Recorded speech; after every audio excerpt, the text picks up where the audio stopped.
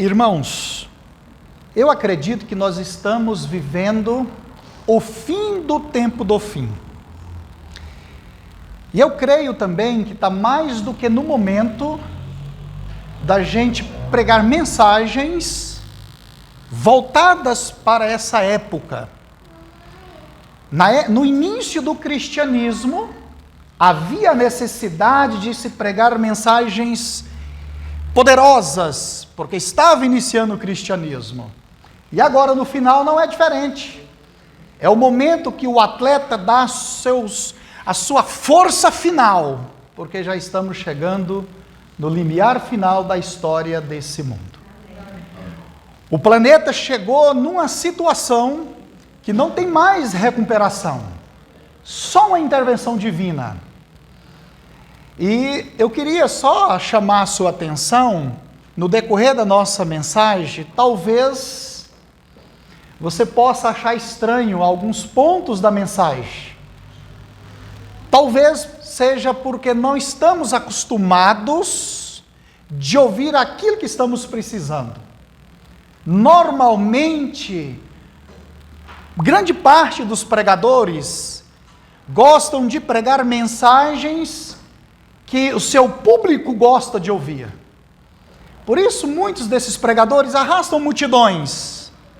Mas precisamos compreender que a mensagem precisa ser aquela que nós, como ouvintes, de fato, precisamos ouvir.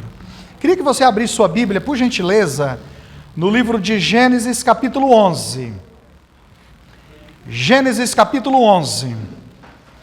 Sábado passado eu estava pregando essa mesma mensagem em uma de nossas igrejas, lá em Taguatinga, no Distrito Federal. Foi bem interessante. Uma igreja bem motivada, é uma igreja que está fazendo um belo trabalho ali também, não é diferente de vocês aqui, no Distrito Jardim América, na região Nova Suíça, não é isso mesmo? E a igreja adventista tem avançado na propagação do Evangelho. Gênesis capítulo 11, a partir do verso 1, diz assim: Ora, em toda a terra havia apenas uma linguagem e uma só maneira de falar.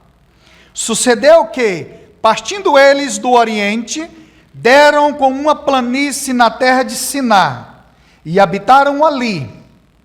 Disseram uns aos outros: Vinde, façamos tijolos, e queimemo-los bem. Os tijolos serviram-lhes de pedra, e o betume de argamassa.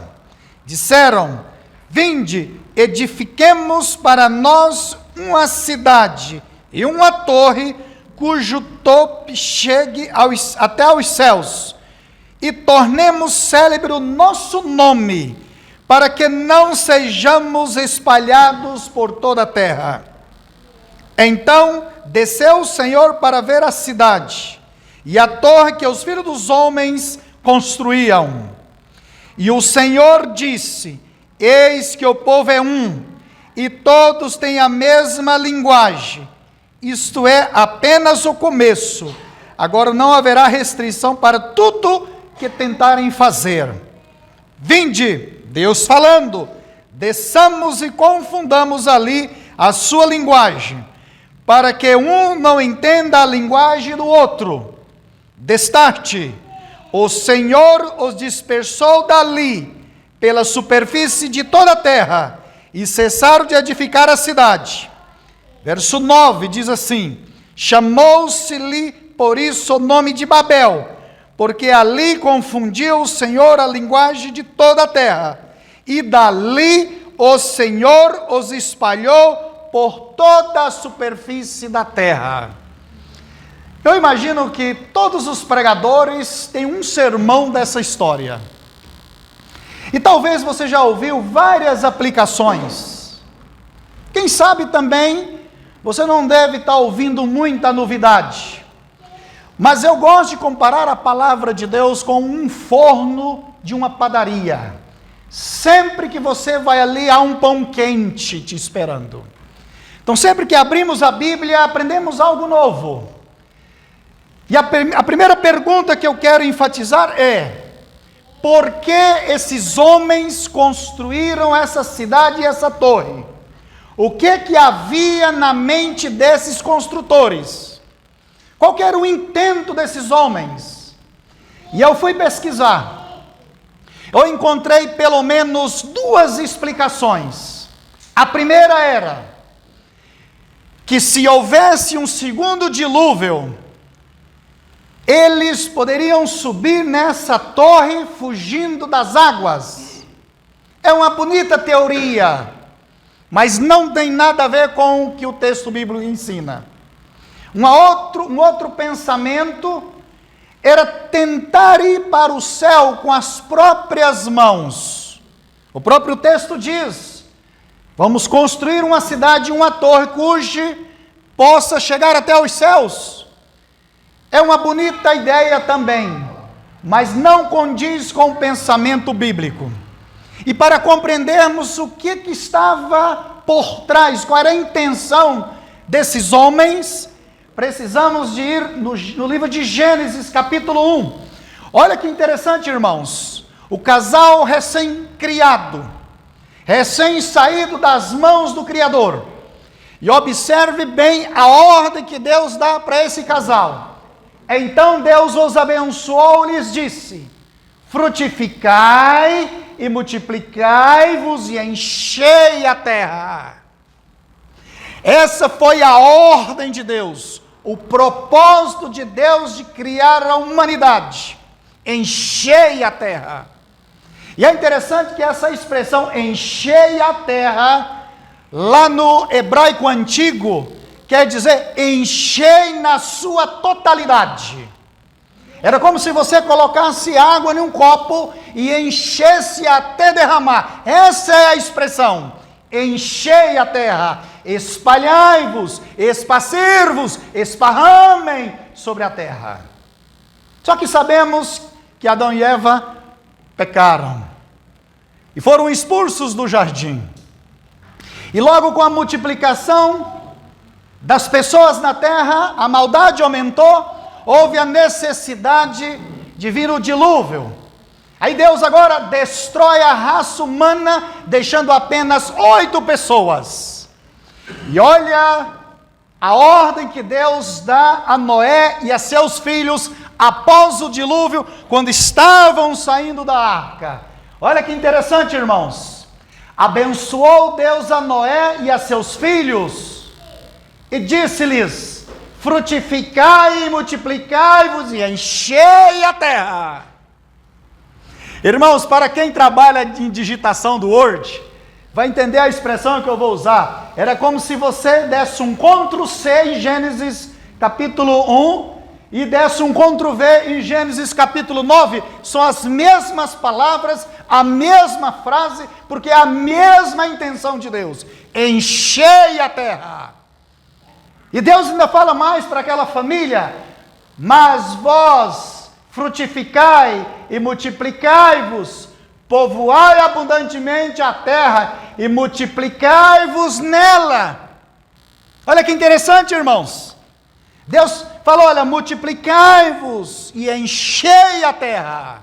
Agora vem a pergunta: por que a Torre de Babel? Se nós tivéssemos tempo aqui, poderíamos reler os 9 versos de Gênesis 1, ou seja, de Gênesis 11, para que ficasse mais claro, mas eu frisei pelo menos 2 aqui. Olha aqui, irmãos: para que não sejamos espalhados sobre a face de toda a terra. Então Deus falou: olha, espalhai-vos. E os homens: não vamos espalhar. Sabe qual era a intenção, irmãos, da construção da Torre de Babel? Para não espalhar sobre a face da terra. A Torre de Babel surgiu de mentes rebeldes à ordem de Deus. A intenção de Deus era que os filhos espalhassem.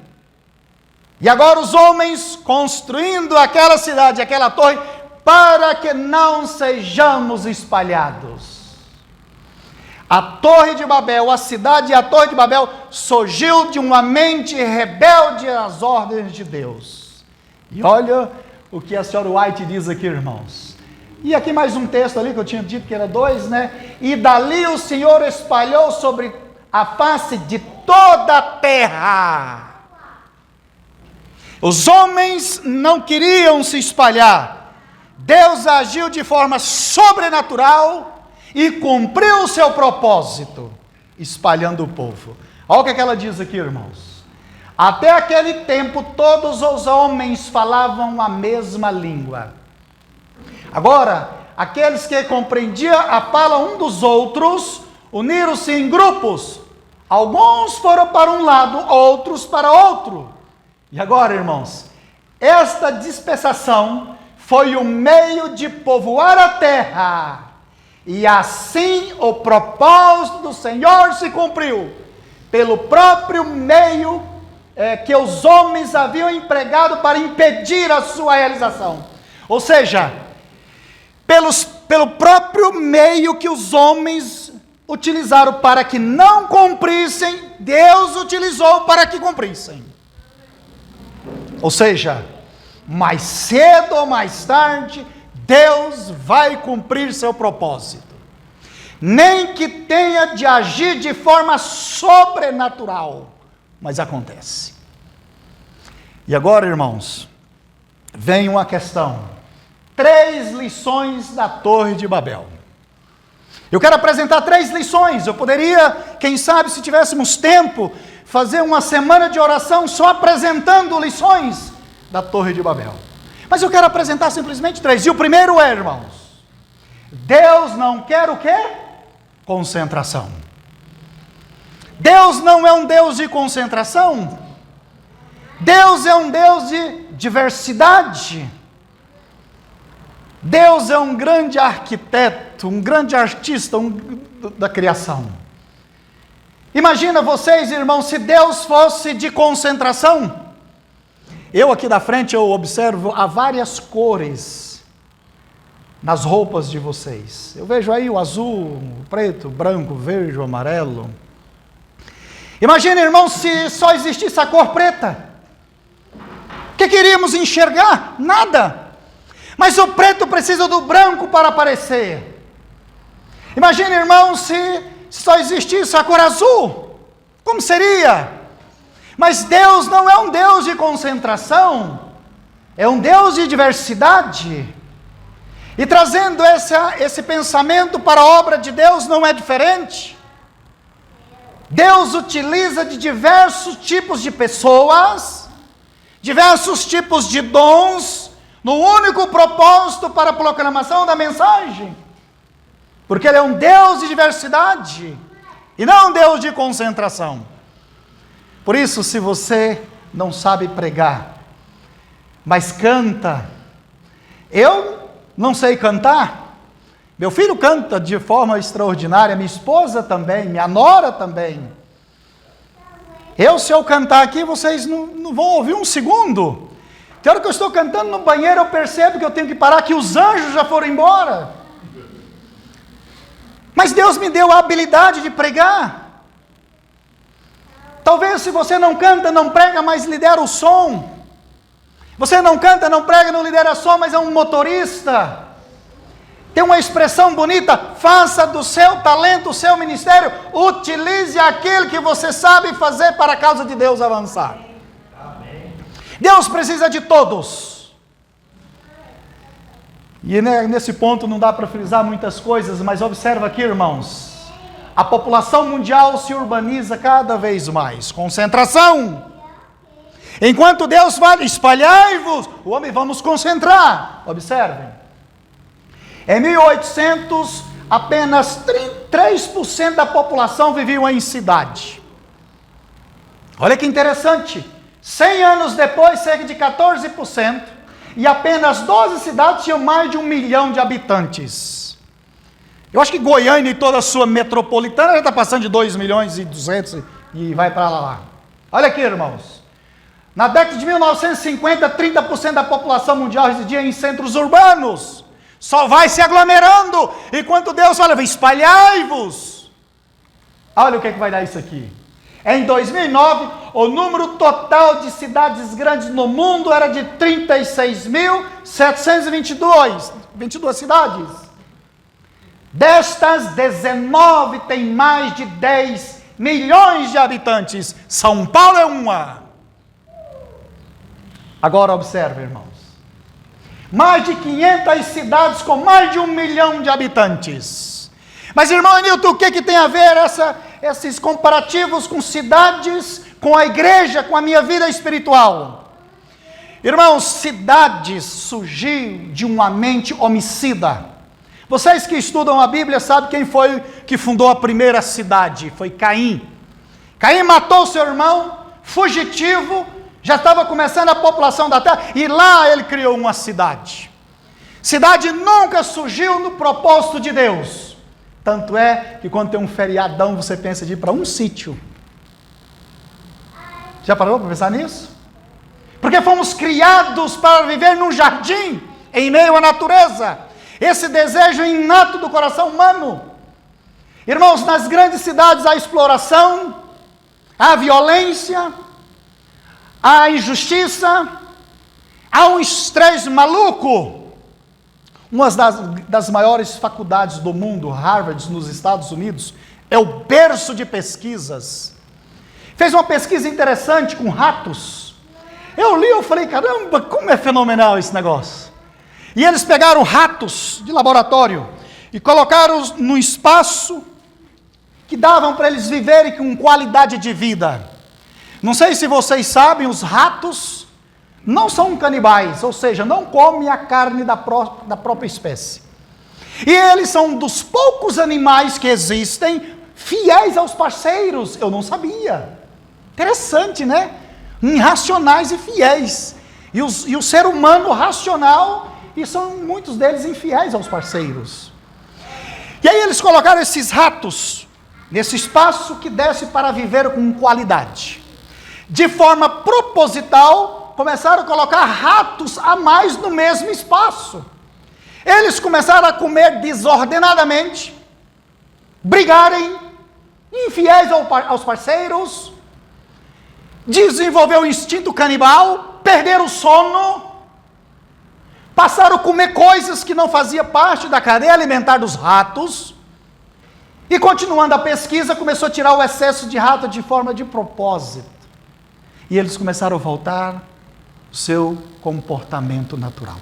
Eu preciso falar alguma coisa? É por isso que quando você vê um camarada sendo assaltado lá na esquina, você fica com vontade de jogar o carro em cima do ladrão. É por isso que quando alguém buzina para você, você fica com vontade de levantar o dedo também. É porque uma coisa incita a outra, irmãos. Isso é a consequência das grandes cidades. Agora eu vou aplicar para a nossa vida. Igrejas grandes são como cidades. Nunca foi propósito de Deus grandes catedrais. Nunca. Igrejas grandes, irmãos, as pessoas entram e saem, ninguém sabe quem são. Ninguém compadece com a sua dor. Ninguém sabe o seu sofrimento, nem quem também não sabe as suas alegrias. Ninguém conhece você. Eu já passando férias em algumas cidades por aí, às vezes eu vou frequentar uma grande igreja, ninguém me pergunta quem é você. Eu falo, poxa, eu estou na igreja que eu congrego, meu nome está aqui nos livros dessa igreja do planeta, mas ninguém sabe quem sou eu. Sem contar, meus amados, que existem os papas-sermões. E são exigentes. Nós vivemos na era do controle remoto. Isso aqui produziu a classe mais exigente dos seres humanos. Você está assistindo televisão quando você muda de canal. Você fica trocando de canal, você não perde tempo assistindo mais comerciais. Porque você tem um controle, se fosse para você levantar e ir lá trocar, você assistia. Até os comerciais precisam ser atrativos para os telespectadores assistirem. Esse grupo de pessoas exigentes estão na igreja. Se não tiver um bom programa, não atrai. Se não tiver uma boa pregação, uma boa música, não atrai. não produz e ainda são exigentes. Irmãos, se você estudar a história da igreja, por favor, adquira materiais da história da igreja, vocês vão perceber que o período que mais a igreja cresceu foi o período que mais a igreja foi perseguida. Quanto mais perseguia a igreja no primeiro século, mais a igreja avançava. Aí no ano 321 da era cristã, entra um imperador chamado Constantino no seio da igreja, fingindo de cristão, porque os cristãos estavam crescendo tanto, era uma ameaça para o império, e a perseguição estava impulsionando a igreja. E aí você percebe que Constantino se fingindo de cristão, e aí a igreja agora parou, cessou a perseguição, o império começou a devolver as posses da igreja, e a igreja começou a respirar aliviada, e aí a igreja parou de avançar. E Constantino agora começa a construir catedrais. Por isso que quando você chega em qualquer cidade do interior das capitais, você vai sempre encontrar várias catedrais criadas por Constantino. Enormes construções históricas, que até o governo coloca somas altíssimas de dinheiro para proteger o patrimônio histórico e cultural. Não fique triste com o que eu vou falar, mas nós estamos imitando as catedrais de Constantino. Estamos imitando, meus irmãos. Para que gastar soma alta de dinheiro, 15 milhões numa igreja? Por que não fazer 10 igrejas ou quem sabe 15 igrejas esparramadas dentro de Goiânia? O que está acontecendo com o povo de Deus? Perdeu a visão histórica, teológica e filosófica do cristianismo? Será que nós temos de fato no coração uma missão para cumprir? Será que é plano de Deus gastar nossas energias em grandes catedrais? Nunca foi plano de Deus grandes catedrais. E mais cedo ou mais tarde voltaremos para grupos pequenos. Voltaremos. Entenda uma coisa, irmãos. Em nome de Jesus, nesta manhã, eu falo pela luz da Bíblia, pela luz da história. Mais cedo ou mais tarde, Deus vai esparramar seu povo. Mais cedo ou mais tarde, Deus vai espalhar seu povo sobre a terra. Irmão Enilton, como? Não sei. Eu sei que na história bíblica percebemos que Deus confundiu as línguas de forma sobrenatural. Como Deus vai agir, eu não sei. Mas se estamos vivendo o fim do tempo do fim, não é hora de investir em grandes catedrais, é hora de investir em pontos de pregações. Quanto mais tivermos, mais estaremos avançando, mais oportunidade as pessoas vão ter de conhecer a mensagem. Amém. O que me assusta, irmãos, não são as grandes catedrais. O que me assusta é que nem do clero alto, nem do clero do meio e nem do clero de baixo, que é a estrutura maior dessa igreja, é o clero de baixo. A estrutura maior que sustenta tudo são os membros. Todos não estão falando disso. A minha preocupação é essa. Não estão comentando para dividir, para multiplicar. Não comentamos sobre isso. Não fala isso em literatura, não fala isso em treinamentos, não fala isso em reunião de comissão de igreja, não comenta o que está acontecendo com o povo de Deus. Estamos vivendo o fim do tempo do fim. Se lá no começo eram em grupos menores, a igreja avançava, e agora? Irmãos, o momento final é investir em igrejas, e deixar as instituições um pouquinho. É a igreja que batiza, é a igreja que avança, é a obra, é na igreja. É a igreja. Segunda lição da Torre de Babel. Veja, irmãos, se não formos por amor, iremos pela força. Aí alguém pode pensar, irmão Enilton, esse não é o Deus que eu conheço. E eu te falo, esse de fato é o Deus que eu conheço. Porque, irmãos, nós temos uma missão. Jesus deu essa missão no ano 31, 32, mais ou menos, da era cristã. Ir por todo o mundo, pregar o evangelho. Essa é a missão. E agora observa o que aconteceu quando os discípulos pegaram essa missão. Olha o que ela diz. A perseguição que sobreveio à igreja de Jerusalém resultou em grande impulso para a obra do evangelho. O crescimento, o êxito havia acompanhado o ministério da palavra neste lugar, de Jerusalém. E havia o perigo de que os discípulos ali se demorassem por muito tempo, despreocupados da comissão que havia recebido do Senhor de ir por todo o mundo. Perceberam aí, meus amados? A igreja de Jerusalém cresceu tanto, e Deus falou, olha, eles vão se acomodar, eles vão ficar por aqui muito tempo, e vai atrapalhar o êxito da obra, da missão que eu deixei para eles. O que aconteceu, irmãos, no ano 70? Vai estudar a história da igreja. Os romanos invadiram Jerusalém, sentindo ameaçado, porque o cristianismo estava crescendo, e atacou toda a cidade e a nação. Flávio Josefo, o primeiro historiador cristão, depois vocês procuram por aí, ele diz que a fome, a miséria, nessa época era tão grande, que os homens comiam seus cintos de couro, porque não tinham o que comer. As mães comiam os fetos, que eram abortados por desidratação, como alimento. Irmãos, Mateus 24 diz que haverá uma grande tribulação, na qual nunca houve debaixo da terra, debaixo do céu. Então, irmãos, se aquela do ano 70 já foi absurda, imagina que vai vir pela frente.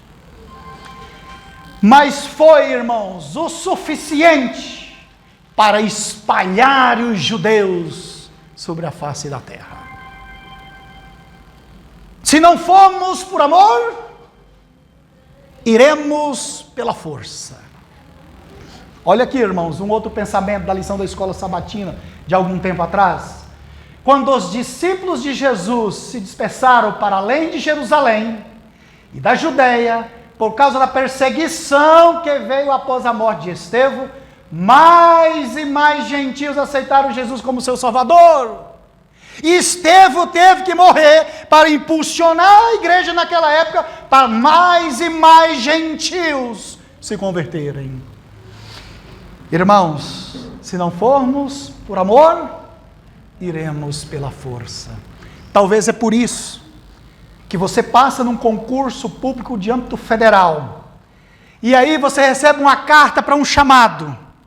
Aí quando você abre lá no interior do Tocantins, na divisa do Maranhão, aí você fala, meu Deus, eu vou ter que sair de Goiânia, meu Deus, eu vou ter que ir embora daqui. Claro, é Deus te levando para lá, não tem presença adventista, é o meio que Deus está te conduzindo para aquele lugar.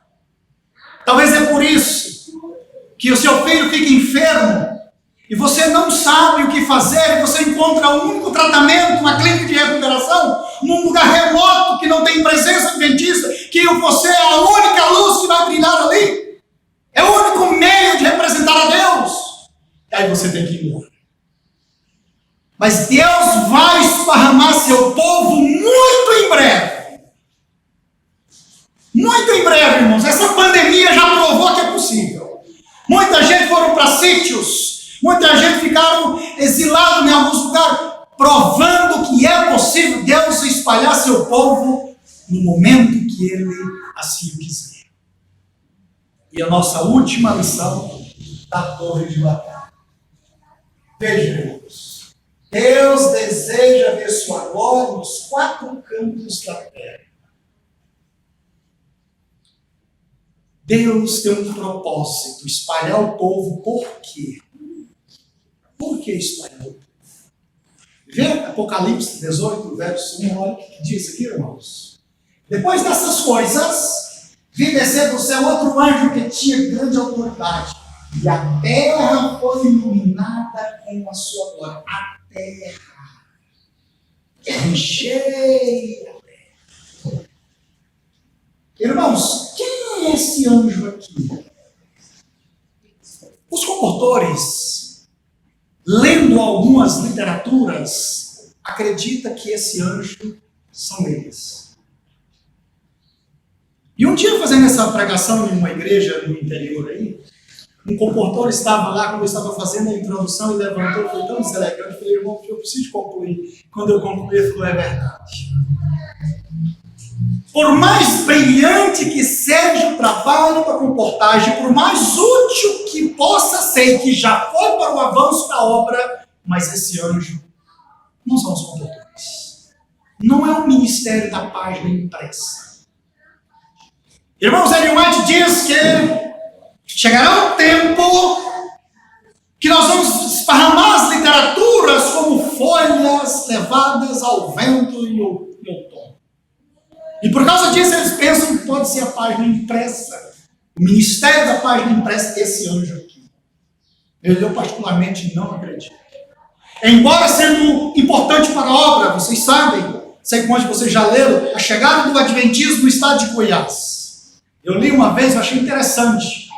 Alguns entraram lá na região norte, com Niquelândia, lombo de cavalos andando 50 ou mais quilômetros para batizar uma pessoa ou para vender literaturas.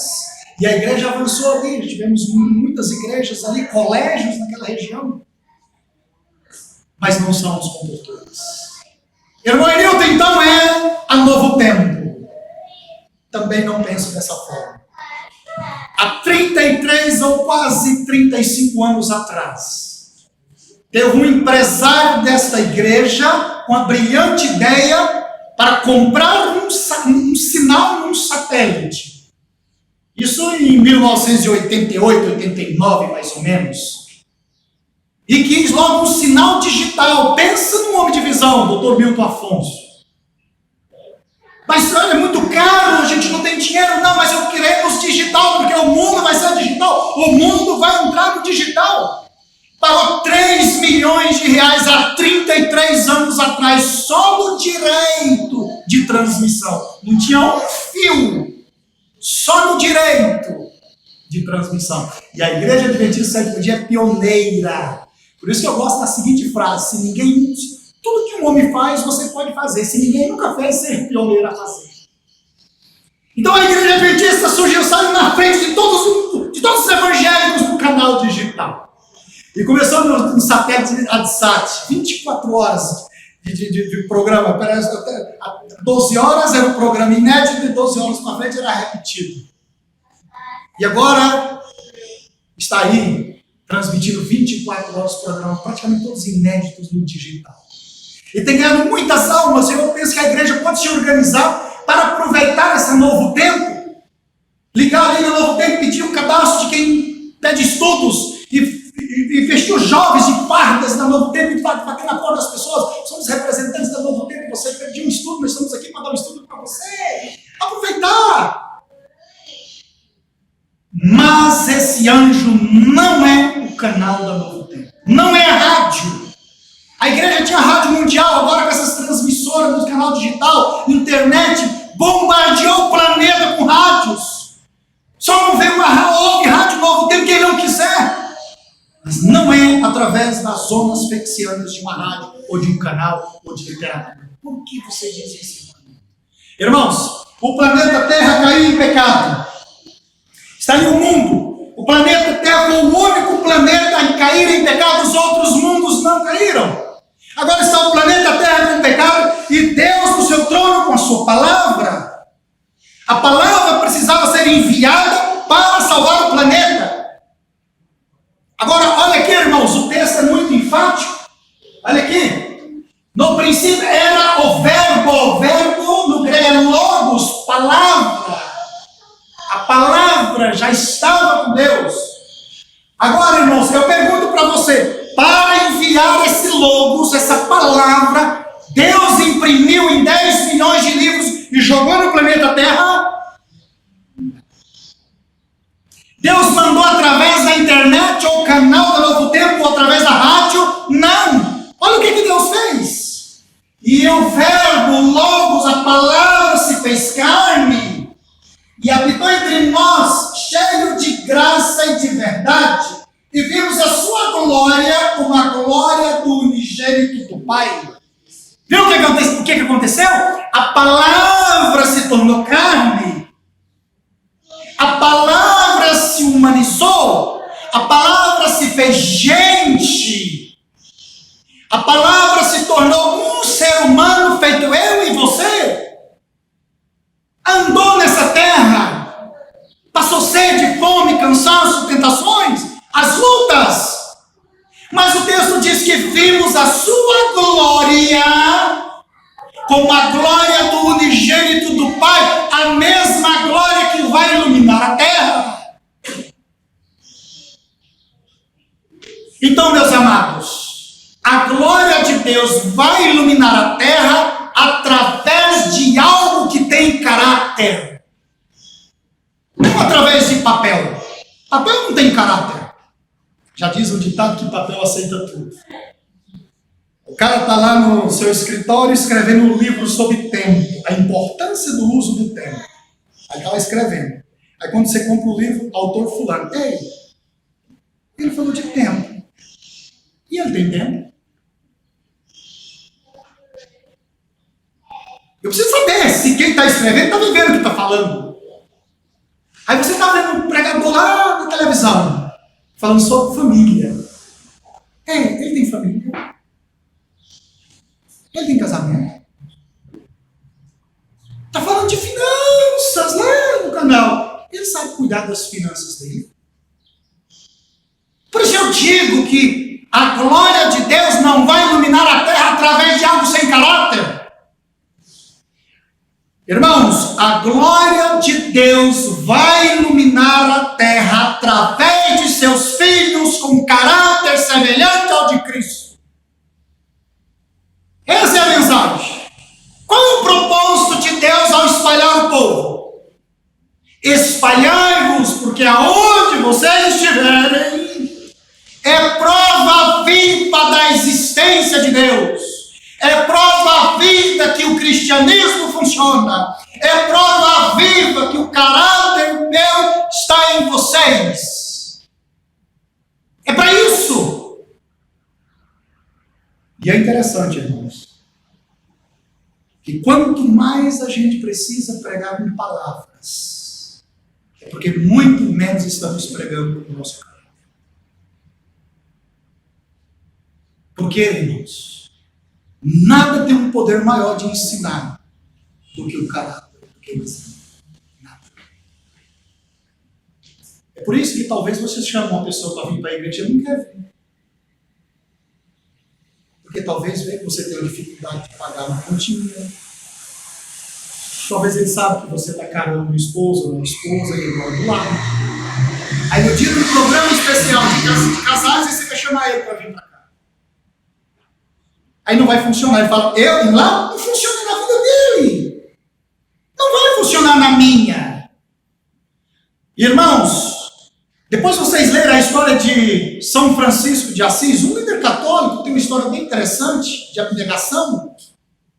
Quando ele estava perto de morrer, já nos dias finais de sua vida, ele colocou seus discípulos ao lado da cama e usou uma expressão muito forte. A expressão era, dando o último recado, ele deitado ali, pregue em todos os tempos, em todos os momentos, em todos os lugares, mas use palavra no último instante. Acho que é algo mais forte do que isso, irmãos. Deus não tem nenhuma prova mais cabal, mais forte em favor do cristianismo, se não for uma vida íntegra de um verdadeiro cristão. Porque tudo podemos falar, porém, é mais fácil falar do que viver. Agora, irmãos, para finalizar, o que é a glória de Deus? Olha o que ela diz. A glória de Deus. A glória de Deus, a perfeição do caráter, eis o que deve constituir o alvo, o desígnio da nossa vida. Os seguidores de Cristo precisam imitá-lo na sua disposição. Ou seja, a glória de Deus é o caráter de Deus na vida dos filhos. E como isso é possível? Como que eu moldo o caráter de Cristo em minha vida? Ou seja, eu vou moldar o meu caráter semelhante ao de Cristo. Se já nasci assim, se eu tenho essa natureza estranha. O Brasil vai agora participar de uma nova Copa. Vocês sabem, já estão começando a deixar os telespectadores eufóricos. Eu assisti essa semana uma reportagem do Bayern, coisa louca. Dá vontade de ir ali para assistir o negócio aqui. Mas eu me lembro das duas primeiras Copas que o Brasil ganhou. Embora, lendo, né? Os mais experientes aqui vão saber. Foi 58 e 62. Duas Copas consecutivas. O Brasil era o rei do futebol. Duas em seguidas. Agora já estão mais de 20 anos que ganhamos uma Copa. Pode ser fechando de novo. Mas a gente tem esperança, começa a se assanhar, né? Naquela época, 58 e 62, havia um ponta-direita que jogava bola sem bola. Que ele olhava assim, ele fazia com o corpo, o adversário ia, ele chutava para cá. Vocês lembram o nome dele? Vocês assistiram, né? Já estão chegados. Garrincha. E ele tinha um problema físico. E era bom de bola. Qual era o problema físico de Garrincha? Tinha as perninhas tortas. Tem um termo aí que se utiliza, né? Mas quando o Brasil ganhou essas duas Copas, irmãos, havia homens naquela época que queriam andar com as perninhas tortas. Porque acreditavam que ia ser chamado de bom jogador. E começou a pedir a Papai do Céu que o filho nascesse com as pernas tortas, porque poderia ser um grande jogador. E colocaram nomes nos filhos por causa da fama de Garrincha. Garrincha morreu pobre, precisou da CBF doar um caixão. Não sei se é uma história. Copa de 2002, ou seja, 2002. Eu morava em Santa Cruz do Capibaribe, lá no interior de Pernambuco. Lugar maravilhoso, né? Lugar do bode assado, cuscuz de manhã, com macaxeira. Eu cheguei ali com 68 quilos, recém-casado. Depois de uns 8 meses que eu cheguei ali, já estava namorando com a minha esposa, logo a gente casou. Os dois recém-casados, quase em lua de mel ainda, televisão desse tamanhozinho. E vocês sabem que a Copa era Japão e Coreia, os jogos eram madrugada. Um ano sem guardar roupa, eu pedi minha roupa no varal, sem geladeira. Hoje o jovem ganha tanta coisa para casar, né? Mas estávamos ali felizes. Botei meu despertador, botava o despertador para despertar nas madrugadas e assistir a Copa. Aí o grande final, Brasil e Alemanha. E aquele goleirão, o loirão, parece que é Oliver Kahn, famoso. Se jogasse um ovo no gol, pegava. E aí começou a caçoar dos jogadores. E Ronaldinho estava ali, não sabe se ficava fora por um problema de saúde, dando convulsões, aquele negócio todo, né? A Globo fazendo isso para incitar os torcedores. E aí, mas a minha esposa aí falou, mas será que ele vai entrar? Será que o Ronaldinho vai entrar? E aí, eles fazendo suspense, né? Não sabe se entra, se esconder na escalação, aquele negócio todo. Quando a seleção brasileira começa a entrar, pegar nas mãos, vocês estão arrepiando aí, né? Já lembrando das emoções. E aí, quando a gente observa, olha, o Ronaldinho entrou. E vocês observaram ali o jeitinho do cabelinho dele? aquilo, ninguém nunca fez aquilo na vida. E o Ronaldinho disparou logo 2 gols em cima do goleirão. Que o goleirão ficava olhando para o ar, assim, o que está acontecendo? Vexame mundial. O Brasil ganhou a Copa, Cafu sobe naquele negócio lá, levanta a taça, grita o nome da esposa, aquele negócio todo. E um carnaval na cidade de Santa Cruz do Capibaribe, meu, mas a esposa saiu para bater de porta em porta. Irmãos, quando a gente saiu, o que era de moleque, adultos também, com o cabelinho feito Ronaldinho, eu falei, meu Deus, o que é isso? O poder da contemplação. O poder da observação. Entendeu agora? Irmãos, o caráter de Deus, o nosso caráter vai se tornar semelhante ao caráter de Deus unicamente através da contemplação. Unicamente através da observação. Por isso, tenha cuidado quando os seus filhos ficam olhando no YouTube. Daqui a pouquinho, está lá, querendo pintar, querendo não sei o quê. Você não está sabendo o que está acontecendo, ninguém faz isso aqui. Quando você olha no YouTube, olha lá!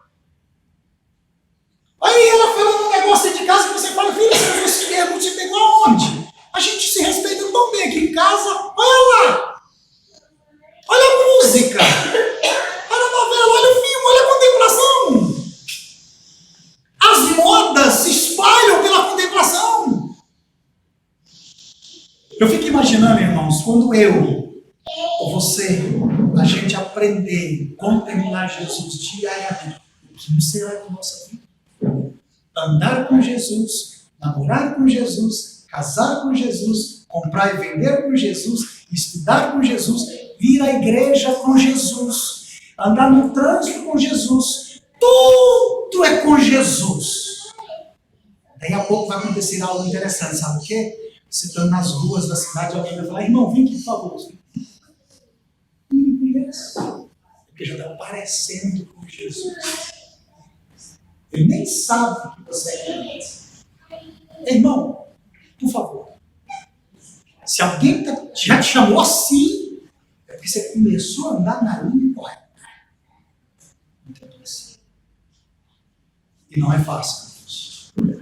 Não é uma tarefa fácil. Digo porque eu sou um ser humano.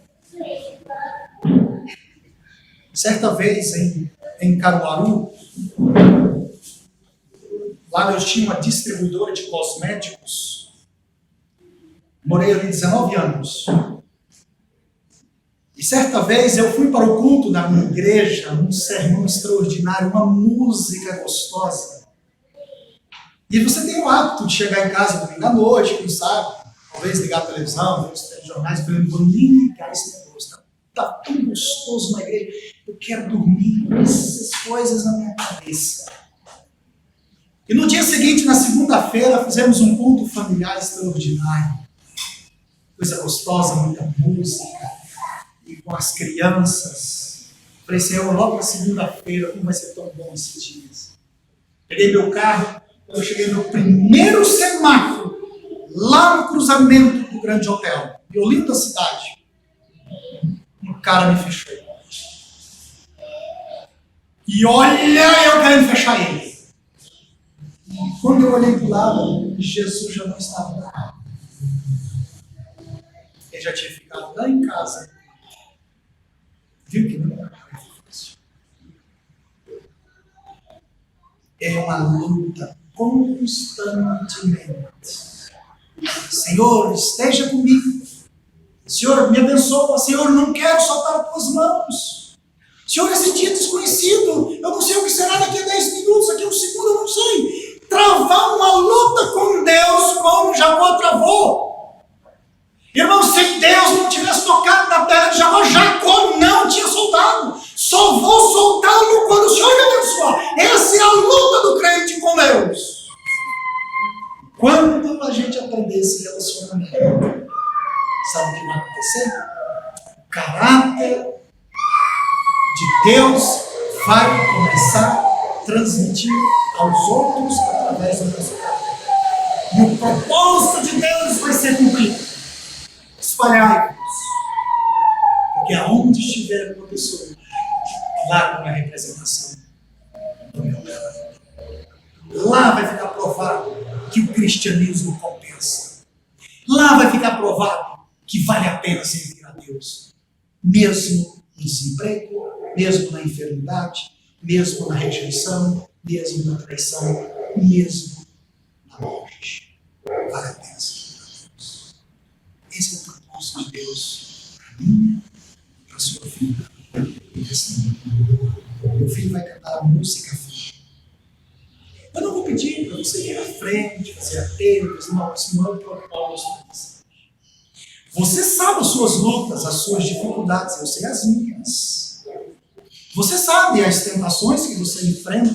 Sabemos que o inimigo tem uma oficina que personaliza as tentações e vai aprendendo nas lições, as suas simpatia. Então, durante a música, eu gostaria que você fechasse seus olhos e pensasse, ligasse com Deus, falando: Senhor, esta é a minha debilidade, esta é a minha fraqueza, esse é meu ponto fraco, essa é a minha tentação. Senhor, me ajuda. Me ajuda. Esse é o propósito da mensagem. É pedir força a Deus para continuar na jornada. Pensa, papai do céu, Senhor, mude a história da minha vida. Que daqui para frente possa ser diferente. E no final, nós vamos fazer uma oração. E Deus vai dar os resultados.